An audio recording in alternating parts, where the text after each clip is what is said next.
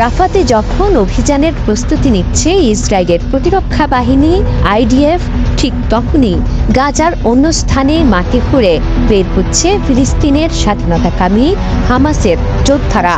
দুর্ধর্ষ গেরিলা কায়দায় আক্রমণ করেই আবারও হাওয়া হয়ে যাচ্ছে ধ্বংসে গাজার রাফা শহরে সর্বাত্মক অভিযানে গো ধরে এখন পালানোর পথও খুঁজে পাচ্ছে না ইসরায়েলের হায়েনারা। চতুর্মুখী চাপ আর হামাসের প্রতিরোধে এখন রীতিমতো চোখে সর্ষে ফুল দেখছেন মধ্যপ্রাচ্যের কসাই হিসেবে খ্যাত ইসরায়েলের প্রধানমন্ত্রী বেনিয়ামিন নেতানিয়াহু। অথচ গাজার উত্তরে যেখানে আবারও নতুন করে ইসরায়েলি সেনাদের ফিরে যেতে হয়েছে, সেটি হামাস মুক্ত করার দাবি করেছিল তেল আবিব।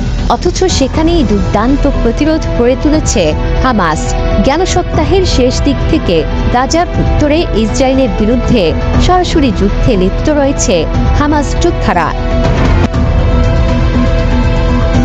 ইসরায়েলি বাহিনী অভিযান চালিয়ে কোনো একটি এলাকা হামাস যোদ্ধামুক্ত ঘোষণা করলেও সেটি খুব বেশি সময়ের জন্য স্থায়ী হয় না।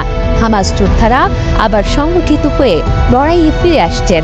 এর মধ্য দিয়ে একটি বার্তা স্পষ্ট যে ভবিষ্যতে দীর্ঘ সময়ের জন্য গাজায় শক্তিশালী গোষ্ঠী হয়েই টিকে থাকবে হামাস।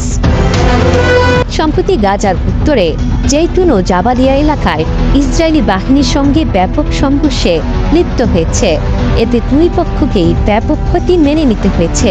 ইসরায়েল যেমন দাবি করেছে উল্লেখযোগ্য সংখ্যায় হামাস যোদ্ধাকে হত্যা করার, তেমনি ইসরায়েলি সেনা সদস্যদের হতাহতের খবরও শিরোনামে এসেছে।